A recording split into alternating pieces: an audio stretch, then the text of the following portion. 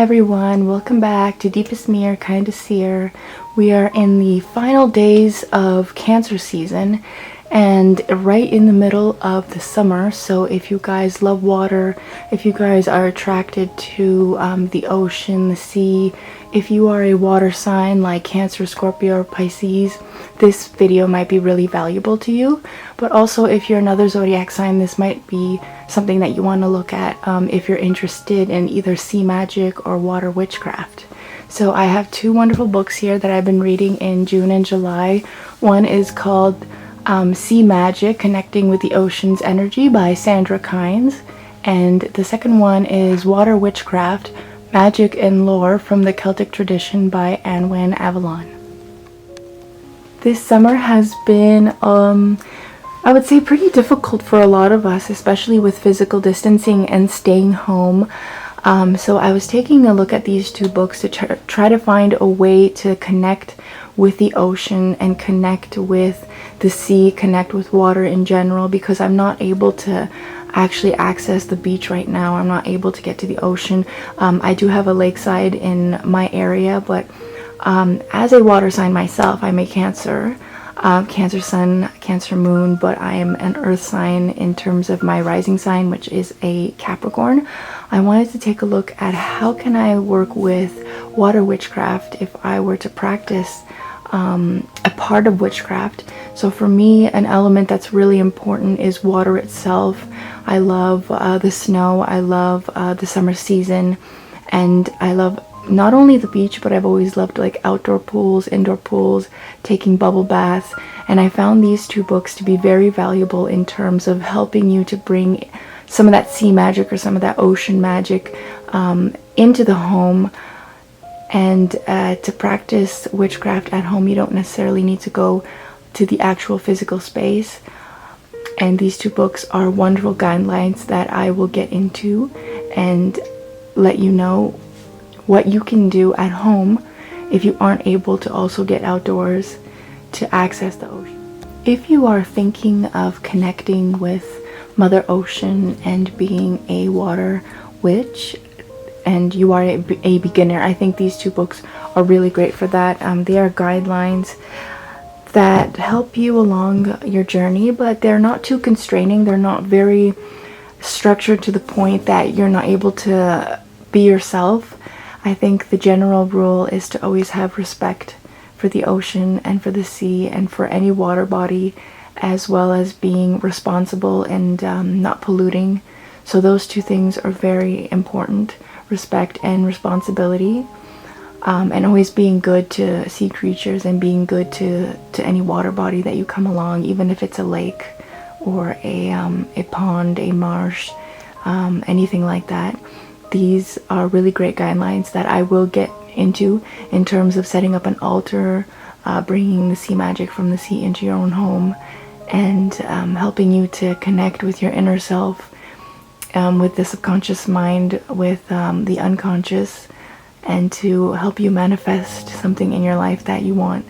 And water can definitely be an element to help you do that, to really get into the depths of the soul and the depths of the mind. So I will start off first with Sandra Kynes' Sea Magic, and then I will talk about Anwen Avalon's book next. Sandra Kynes' Sea Magic book is really great, not only for beginners of water witchcraft, but also those that are maybe intermediate or advanced in their practice. I really love her introduction. She talks about how as a little girl, she loved connecting with the ocean, and her name is actually Sandra. There's like a funny thing about it, an irony there, that her family called her Sandy. But over time, what happened is, with daily life and work responsibilities, she wasn't able to get to the beach as much, and she found this cool little shop with lots of interesting trinkets and shells and things that made her feel calm and connected to the ocean. It reminded her of that, and she wanted to write a book on sea magic because she was so passionate about it. Now, in terms of some small guidelines, you can see there from the book cover that she set up a candle with some rocks and some shells around. And I've done the same. I've created an altar that she talks about in the book, and my altar here also contains a candle. Your candle can be ocean scented, or maybe seaweed scented if you want. You could also use actual seaweed if you can't get to the beach itself. The idea is, if you aren't able to go to the sea, if you aren't able to get to the beach, if you aren't able to get to a body of water and you want to bring that magic into your home, you can create an altar like the one that I've done here, and the one that you can see on her latest cover. The cover that she used in the past had a mermaid, but this one is a new one, and you can find this book on Amazon. I think it's also digital format. Here I have it in print version. So if you're trapped at home and you can't get to the sea, you can create like a jar with some water in it and purify it and ground it with a little bit of sea salt to help you bring in that magic, and put that on your altar. You can also put some seashells if you have any that you've collected over the years, or maybe have found a little shop that has some seashells. You can put those on your altar. I have a little mermaid and a turtle, and I also have an oyster shell, and I also have some sea deities in form of figurines to help me to kind of draw in that energy and to connect with the deities. So we have Neptune there, or is it Poseidon? I also have a picture in the background of the ocean that reminds me of what it feels like to be close to the ocean, and I have some pearls scattered around. But Sandra says that you can choose to do your altar in any way that feels special and that feels really good to you, so you don't have to feel constrained in any way. You don't have to feel like you have to be stressed out that you have to find the seaweed, or although seaweed is really good for bringing the scent of it. You can also use a scented candle if that's important to you, or if that actually works for you. So you have to focus on the 5 senses. Smell, so the smell of the ocean; sight, something visual; sound, you can listen to different ambient songs, or like ocean waves, that might be helpful. Something in the background that sounds like the nature and the waves themselves, or some waves crashing up against the shore or the beach, or something like that is great. So we have sight, smell, sound. We have touch, so you can have those shells. You can have something you can touch and feel, and you can close your eyes and imagine yourself being at the sea, at the ocean, at the beach side. In terms of taste, the only thing I could think of that might have been mentioned in the book was seaweed itself, so tasting seaweed. I can't really think of anything else for actual taste, but you can definitely use your imagination and transport yourself to where you want to go, whichever body of water you want to go to. So what else have I got here on my altar? I have even a picture in the background of these little mermaid cartoons that are iridescent. Help me to think about it, think about the ocean, and think about transporting there with my imagination, so that I can really get into the mood of it and set my intention and meditate and bless the water. I don't have water here on this table, but when you do put sea salt into a jar of water, you can definitely bless it with the blessing that she writes in her book.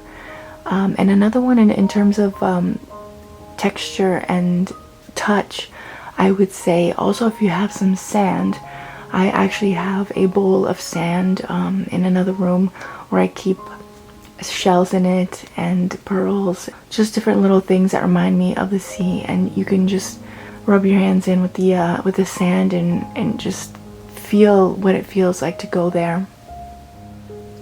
So you don't have to feel too stressed out about the altar itself. You can also do a circle with sand, so you can put sand in a circle around a table or on the floor or on your altar, whichever space feels best to you. There's definitely no constraint. Sandra definitely allows you to explore the sea in a way that's meaningful to you, and in a way that gives you some leeway and some freedom to explore the magic of the ocean. So I'm actually going to take the book and take a look at some of the guidelines that she gives us to kind of gently guide us through how we work with water witchcraft. And then I will get into the second book and talk about some deities and talk about some folklore in the Celtic tradition. So let's start off with sea magic first and see what's inside. So here we are at my altar. I've moved the camera so that you guys can get a closer look. It does look a little bit messy right now, but here it is. Here's my little pearl. But I wanted to show you, and I wanted to also go into the book a little bit. I'm not going to give away every little thing because you guys can explore that on your own. So here it is, Sandra Kind's Sea Magic, connecting with the ocean's energy.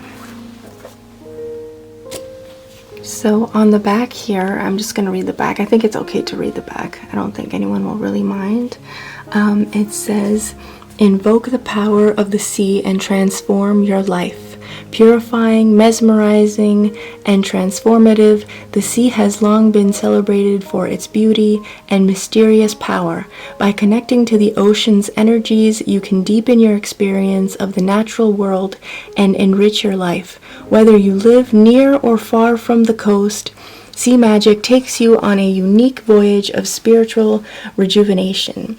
Explore various types of shells and sea creatures, both real and mythical. Call upon sea deities and saints to amplify your spiritual practice, and try a wide array of relaxation exercises and meditative techniques, such as setting up a sea-themed altar to empower your intentions, center your energy with a cosmic ocean moon meditation and a conch hand mudra, release emotions with an ancient practice known as ocean breath to attune to the tides, use seashells for divination and positive visualization, select a sea fetch totem animal to take you on a shamanic journey, and dive into your inner world of emotions, imagination, and creativity, and let the sea's timeless wisdom guide you on your life path. That is a message from Sandra Kind. So you can see that there. Now let's get into the actual book itself. So the first part of the book is the introduction. What is sea magic, and it goes into it. There's a lot of it. This book is very, very detailed. It has a lot of information. It's very jam-packed with stuff. Number 2 is myths, deities, and saints.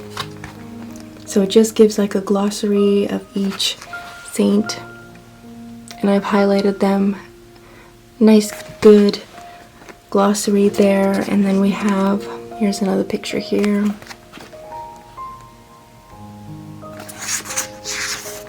And then we have another one right here, that one.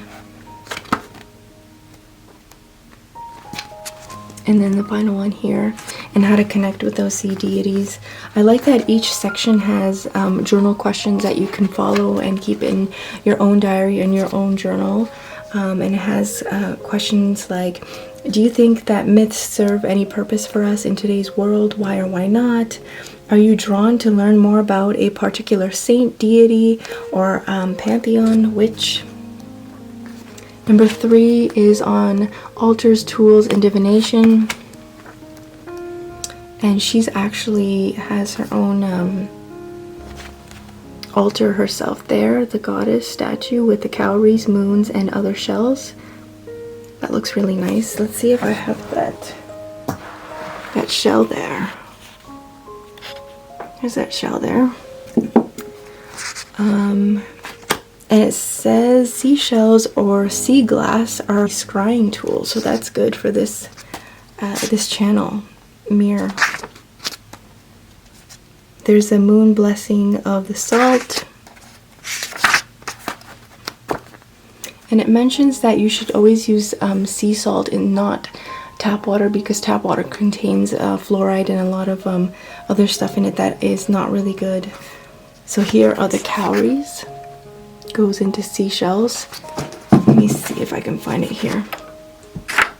Okay, I think that's what it looks like. That one right there.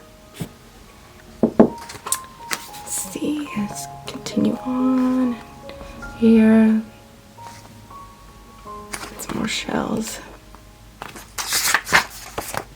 Then chapter 4 actually goes into all of the seashells. Just got a glossary of terms here as well. So there's that one. That one is the gastropod shell's basic parts. I don't know if I have one. I think this looks similar to it. It's interesting. You can learn a lot about seashells. There's so much information here on the comparison of shape of a conch shell with a whelk. So here we go. I've highlighted a lot of stuff here that I've read, but I'm not going to go into each and every one. But here we go, another shell right here, a cockle shell, and then we have the queen conch or conch. And then the cowrie has this look to it. So I think it would be this one right here. It's really interesting.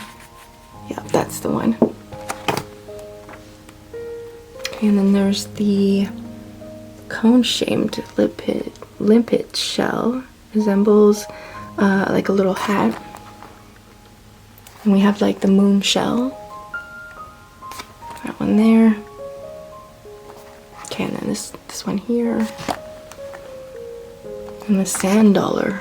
That's interesting. So it goes into a lot of detail. The slipper shell's interior. Lots of stuff. Now number 5 I really like is the sea fetch totem animals and mythical sea creatures. This is kind of like the way a normal green witch would have a animal familiar or a spirit animal. The one that and it has like a list of it as well. Lots of different ones, from crabs, dolphins, salmon, seagull, seal, turtle, whale, otter, manatee, penguin. I had trouble trying to pick one for myself. I really like the otter because it represents companionship, duty, friendship, loyalty, and transformation, as well as the penguin, which is balance, independence, inner strength, and wisdom. But my favorite one that I really do connect with is the turtle. And I have a little turtle to put on my altar here. The turtle represents fertility, immortality, longevity, opportunity, and perseverance. I really love this one. That's good. So let's put this one down. I'm just gonna go quickly through this. Oh, and then we have the crab. So Cancer signs, that's the one right there on the altar. I always have that one on when I'm doing flip throughs or oracle reviews. And then you've got all this information about what the penguin means and what each animal totem or sea fetch means. Here's the turtle again. You can see that really quickly. Just see what I'm missing. The mythical realm, mythical sea creatures and beings. So we have, let's see here. We have the Aoyun or June. Got that one. It's like a dragon. We have Finn folk from Scotland. We have, I'm sure there's merfolk in here somewhere. There's a merfolk. There's a kelpie. Interesting. The kelpie, what does it say, is from Scotland, also known as Nick Snuggle, water horse, water bull. And this creature was considered the most ancient and primitive type of the mermaid's northern ancestors. The kelpie was a gray water horse that offered rides and then threw its passenger into the water, sometimes to drown. Kelpies could appear as human men, but had hair of seaweed. Interesting. Now let's see, we have merfolk, these near mortal beings who lived mainly underwater in a fairy-like paradise. They occasionally came ashore disguised as humans through the use of a magical garment such as a veil, cap, scarf, or sometimes a seal skin, such as in the legends of the Selkies. Capturing such a garment gave control over a mer person. Interesting. So the Selkies are people that, it says here, are people that can turn into seals. And then if someone steals their seal skin, it gives that person power over the seal. Interesting. And then here we have a Japanese mermaid. Okay, number 6 is all about the moon, meditations, and everyday life. It talks about the cycles of the moon and its importance, and moon bathing.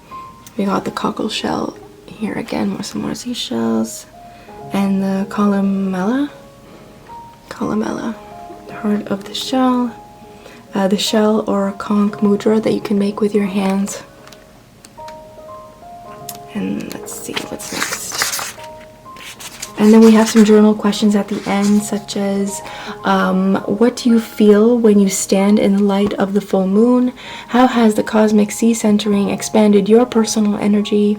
What awareness has the shell mudra brought to you? And what changes are taking place in your life that you can attribute to working with the ocean's energy? And then here we have the, in conclusion, ebb and flow.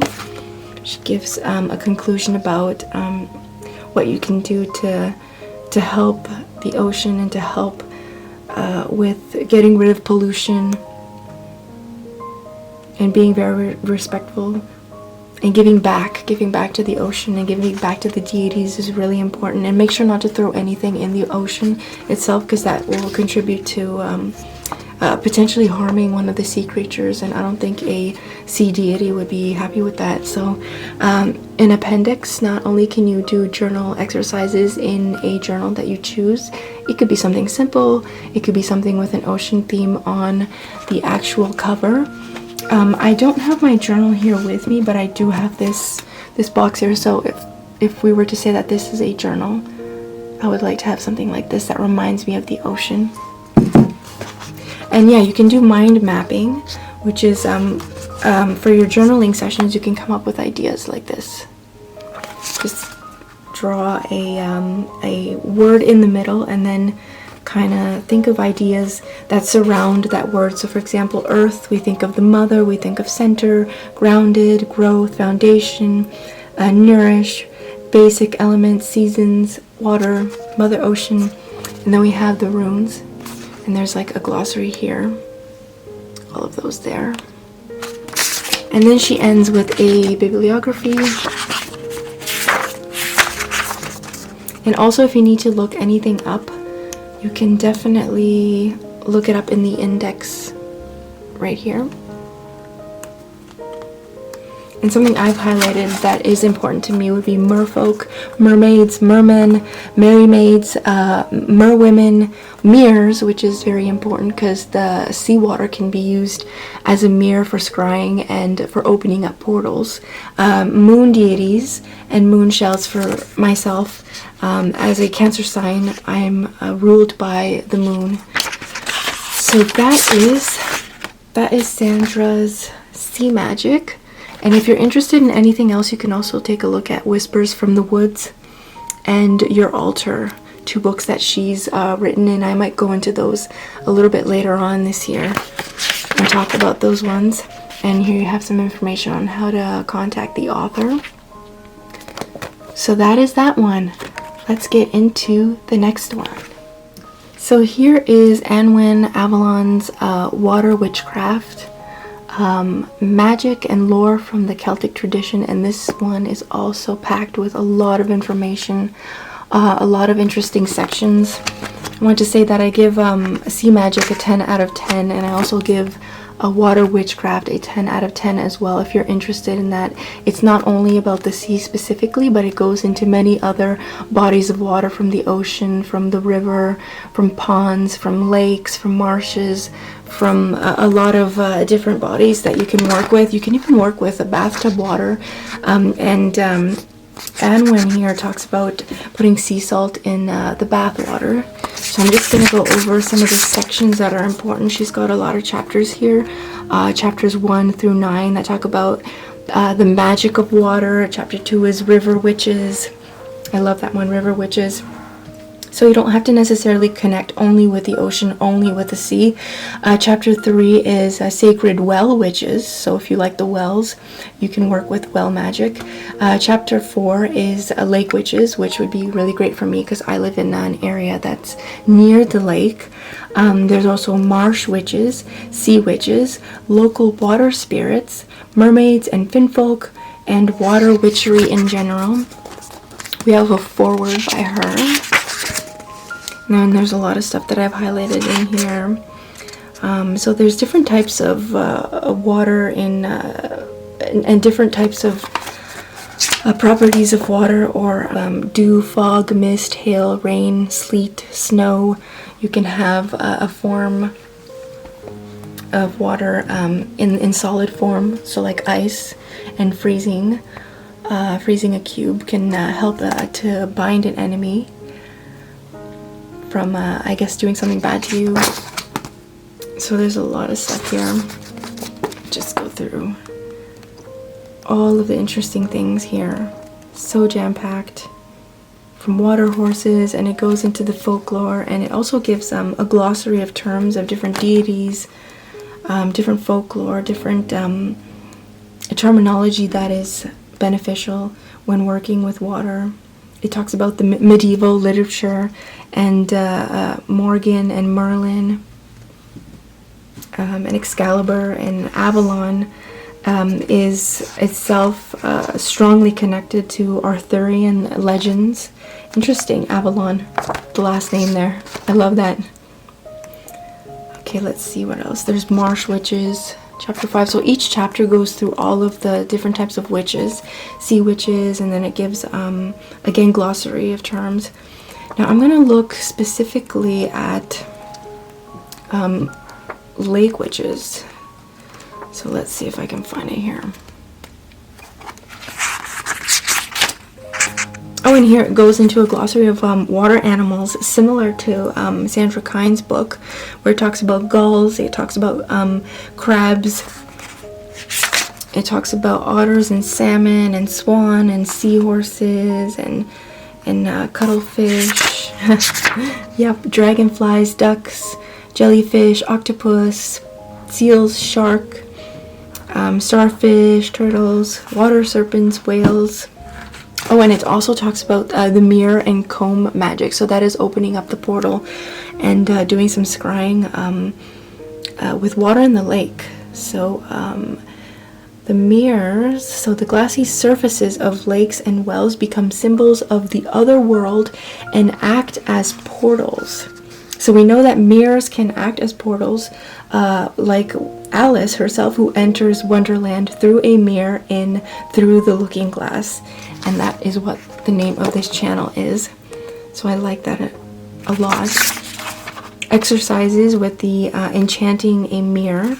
Enchanting a mirror to be used as a portal or a viewing tool can be very effective. You do this by charging the mirror with intent, and it goes into detail about how to do that. And then we have an exercise on combing the water, and then we have an exercise on dark moon mermaid bath and what ingredients you need for that.